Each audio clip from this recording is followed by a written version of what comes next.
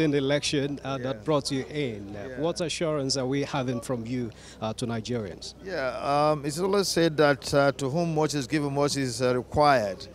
You can see how I was elected unopposed. I can assure you I will bring all that I've gotten through so many years of exposure to the legislature.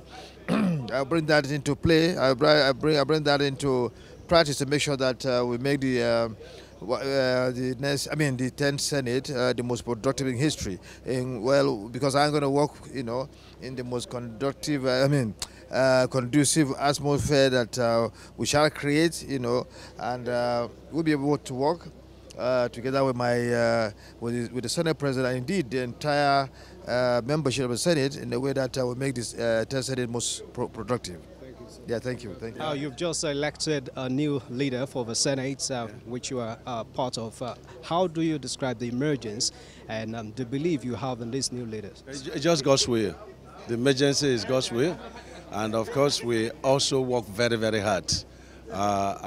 This emergency is for the stability of the country, it's for national unity, it's for inclusiveness, it's for balancing.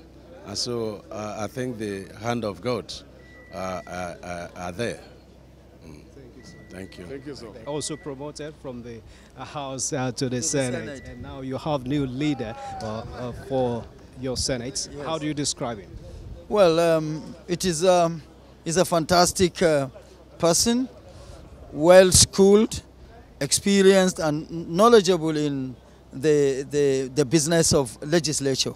So we look forward to having a robust 10th Senate that will cooperate with the executive when the need arises. Thank you so much. You're welcome. Okay, so you just elected your leader, particularly in the Senate, so that's President of the Senate, Godswill Akpabio. How do you describe this emergence and then the belief you have in him? I think it shows that the National Assembly has really arrived. We had perhaps the most, it was really a tough fight. Democracy was at play, people voted their conscience, and in the end, it's clear that the overwhelming majority voted to ensure that every part of the country has a sense of belonging. And all sentiments are well now reflected. I think that statement was boldly made by senators who listened to the aspirations, the feelings, the sentiments of their various constituents. For example, Amen Lawa's decision not to contest was for me a bold statement in acknowledging that people have to sacrifice for the unity of the country.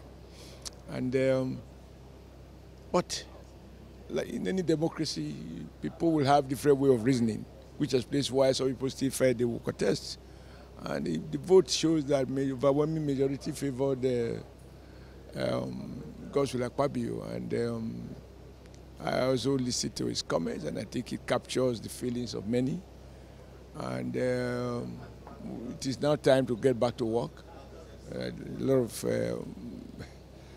tough times ahead, and Nigerians expect us not to join them in lamenting, but to find solutions.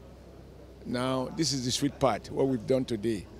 The challenge is what we now use the office to do for Nigeria and for Nigerians. And I think we are all conscious of that.